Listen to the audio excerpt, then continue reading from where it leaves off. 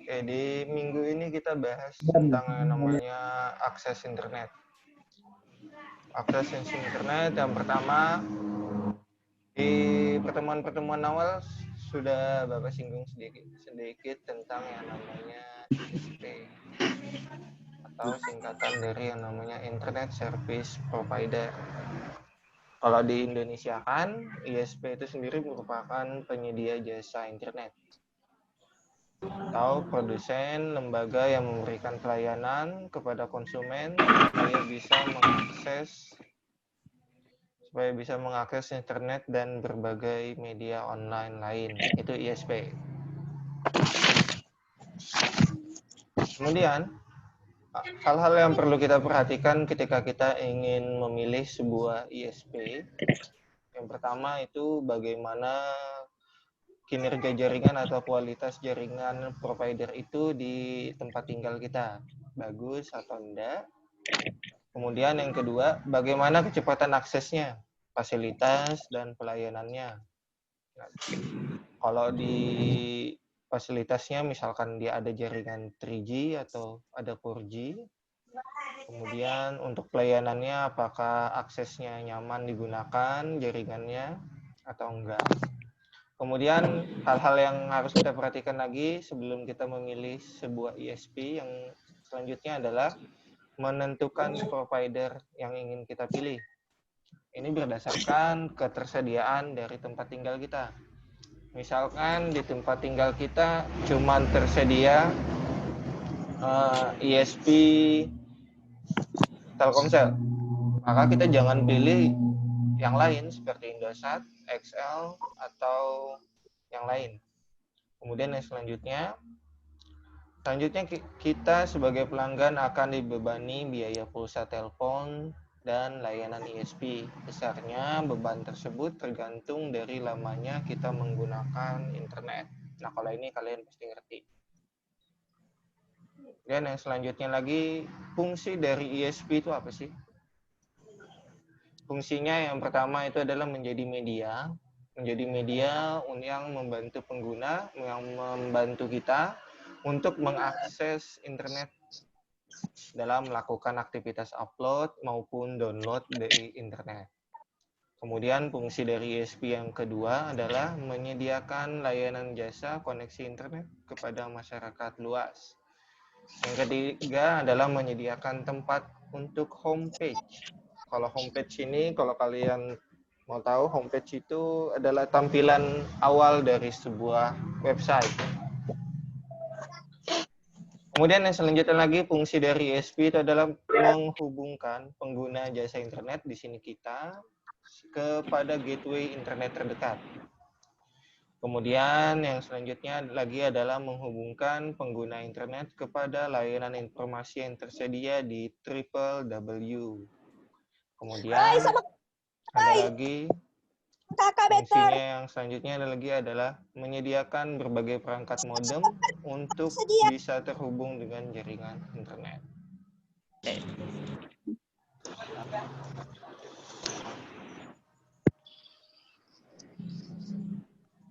Better bar. Adiknya siapa itu? Diam. Enak tahu. Bau lagi mereng ngentot. Ninggal. Yang selanjutnya cara kerja dari yang namanya ISP. Cara kerjanya adalah menghubungkan antara jaringan satu dengan lainnya. Di sini kita bisa menghubungkan sebuah komputer atau gadget-gadget lain ke dalam sebuah perangkat jaringan menggunakan yang namanya adalah modem ataupun router. Modem di sini nantinya akan mengirimkan permintaan ke ISP yang kemudian diperiksa oleh ISP terkait alamat status IP pengguna. Setelah diproses, maka akan diarahkan ke halaman cache yang tersedia. Nah, ilustrasinya ada seperti gambar di sini. Misalkan di sini ada sebuah komputer, laptop, ataupun smartphone yang ingin mengakses internet. Maka kita akan memerlukan yang namanya sebuah access point, yang mana setelah data ini diterima oleh access point, akan mengarahkan ke yang namanya ISP. Kemudian dari ISP akan memeriksa IP pengguna kita, atau IP dari komputer, laptop, atau smartphone kita. Kemudian akan dilanjutkan ke yang namanya internet. Kurang lebih seperti itu cara kerjanya dari ISP. Kemudian yang selanjutnya lagi ada yang namanya jenis layanan. Jenis layanan dari ISP itu kurang lebih ada sekitar 5. Yang pertama ada yang namanya dial-up connection. Yang kedua ada namanya dedicated connection. Yang ketiga ada lagi yang namanya internet hotspot, kemudian ada lagi yang namanya internet wireless, dan ada lagi yang namanya internet mobile access. Nah, untuk yang dial-up connection, itu jenis ISP yang paling menggunakan pada bisnis warnet, di mana pengguna tidak dikenakan biaya secara terus-menerus, melainkan sesuai dengan waktu penggunaan saat mereka terhubung dengan internet. Nah, untuk yang sering atau yang pernah ke warnet, pasti kalian harus beli billing dulu.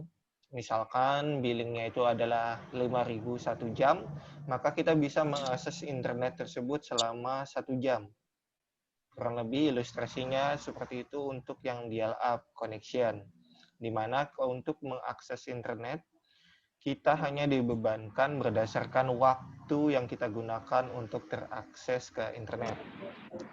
Kemudian ada lagi yang namanya dedicated connection. Nah, dedicated connection ini sifatnya menetap, di mana pengguna akan terhubung selama 24 jam dalam 1 minggu. Biasanya jenis ISP ini digunakan pada perusahaan yang memiliki jumlah karyawan dan komputer yang banyak. Kemudian ada lagi yang namanya internet hotspot. Di sini internet yang digunakan itu adalah internet yang menggunakan kabel layaknya pada dial-up.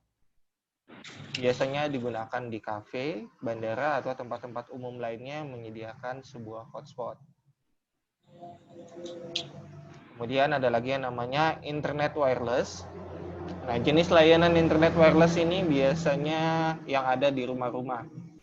Nah, itu kayak IndiHome, ada Speedy, kemudian ada First Media, dan MNC Media. Itu termasuk ke dalam jenis layanan ISP internet wireless. Kemudian yang terakhir, yang ini pasti semua punya, khususnya yang punya handphone. Di sini adalah internet mobile access. Nah, ini internet mobile access ini terdiri dari yang namanya GSM ataupun CDMA. Ini kita gunakan semuanya di handphone. Kalau kita punya kuota atau kita punya paket internet, kita bisa terkoneksi dengan yang namanya layanan ISP atau internet. Itu jenis-jenis dari layanan ISP.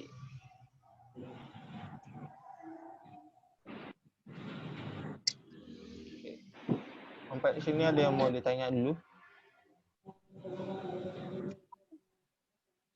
Tidak, Pak. Mohon pahaman.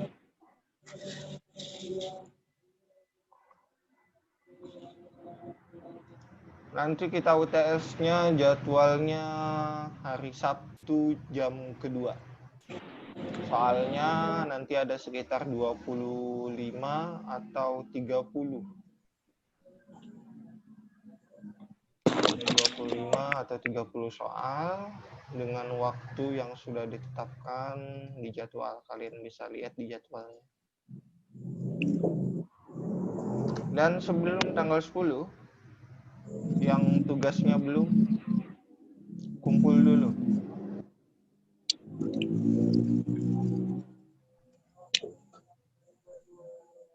Tugasnya dikumpul sebelum nilainya Bapak keluarkan ke wali kelas.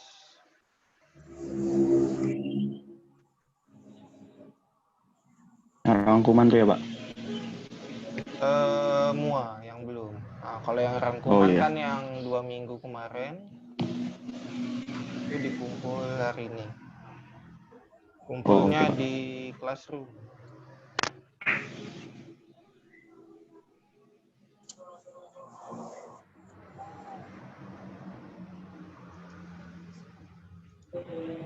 Ada lagi yang mau ditanya tugasnya sebelum Bapak keluarkan nilainya?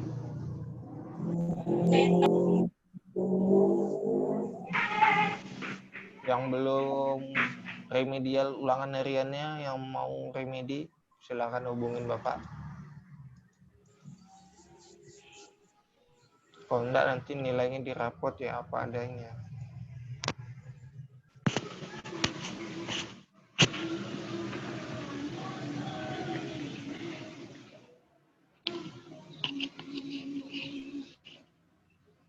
Ada lagi nggak yang bertanya?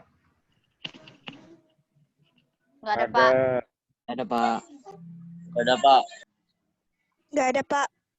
Kalau nggak ada Siap, nggak tugasnya, ada. Bapak tunggu sampai jam 12 malam. Bapak tunggu. Tuh. Siap, Pak.